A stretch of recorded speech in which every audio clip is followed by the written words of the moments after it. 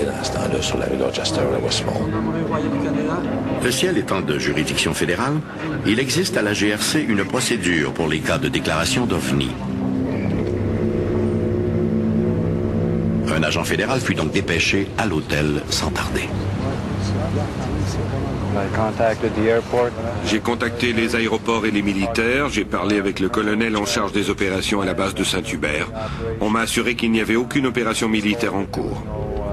J'ai également vérifié avec les tours de Mirabel et de Dorval pour voir s'ils avaient quelque chose sur leur radar. Là encore, la réponse a été négative. Lui, il a appelé l'armée et lui, il avait probablement un code d'accès, je sais pas quoi, mais lui, il a été écouté comme faux. Puis, je vous dirais à peu près le temps d'un F-16 ou un F-18 là, qui part de Bagotville, qui passe au-dessus de la place Bonaventure, peut-être 14, 15, 16 minutes. On a entendu, on l'a pas vu, mais on l'entendait très bien passer. Et lui, il m'informait qu'il prenait des photos, puis tout ça. Laroche, Béliveau! Vers 20h45, le chef de pupitre du quotidien montréalais La Presse propose à Marcel Laroche de faire un saut à la place Bonaventure avant de terminer son quart de travail. Parallèlement, l'agent Luc Morin de la GRC contacte Environnement Canada, où on lui indique que l'épaisse couverture nuageuse à travers laquelle on peut voir l'engin fait entre 1000 et 1500 mètres d'épaisseur. C'était immense, parce que l'évaluation de la hauteur était entre 8 et 10 000 pieds. Puis c'était énorme au-dessus de nous autres. Puis c'était très haut. Puis juste pour un peu situer les téléspectateurs là-dedans, si, exemple, ça avait eu à atterrir sur la Terre, si on prend, exemple, un stationnement, là, comme le stationnement de la place Versailles, là, je ne sais pas s'il y a eu assez de place pour que ça l'atterrisse puis que ça s'installe là, ou ça se stationne sur un terrain. C'était immense. Vers 22h30, l'objet se déplace vers l'est de la ville. Revenant chez lui vers 23h, Pierre Caumartin va lui aussi apercevoir l'objet. J'ai vu un objet étrange, juste au-dessus de la tour illuminée du stade olympique. L'objet se déplaçait dans le même sens que moi, en direction est.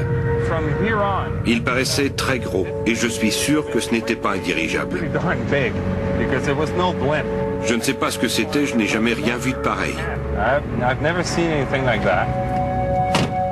Caumartin croit avoir affaire à un engin promotionnel bordé de puissants projecteurs. Les lumières étaient très puissantes, très grosses. C'est à partir d'ici que j'ai commencé à entendre le bruit que faisait l'objet. C'était comme une modulation. C'était très rythmé.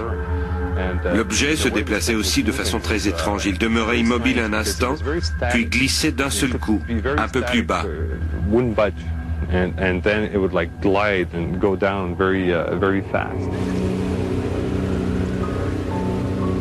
Les photos prises ce soir-là par Marcel Laroche furent envoyées au Dr Richard Haynes, spécialiste en optique pour le laboratoire Ames de la NASA.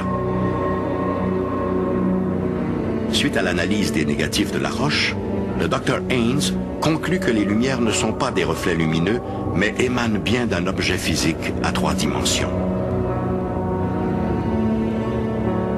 Il en ressort aussi que l'appareil évoluait à une altitude variant entre 1000 et 2700 mètres, et que son diamètre était d'environ 540 mètres, soit l'étendue de 5 terrains de football.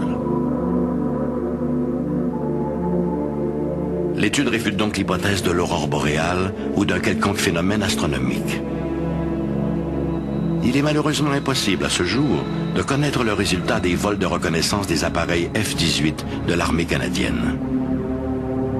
De plus, tous les rapports d'observation de l'appareil, rédigés par les policiers municipaux et par ceux de la GRC, sont devenus, dès le lendemain, officiellement inaccessibles.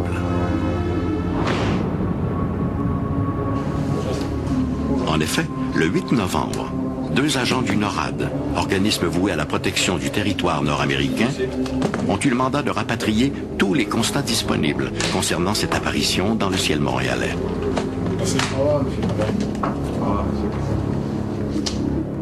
C'est sans plus d'explication que prit fin pour les Montréalais une des plus impressionnantes observations d'OVNI en sol canadien.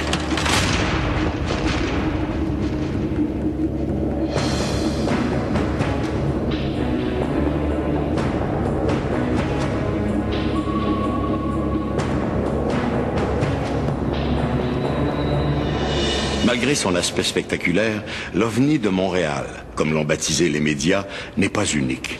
Au début des années 1990, de nombreuses observations d'OVNI ont été signalées au-dessus de Bruxelles, une ville d'1 million d'habitants, et de Mexico, qui, elle, compte 20 millions d'habitants. Mais dans tous les cas, le mystère demeure. Sommes-nous visités par des vaisseaux d'un autre monde ?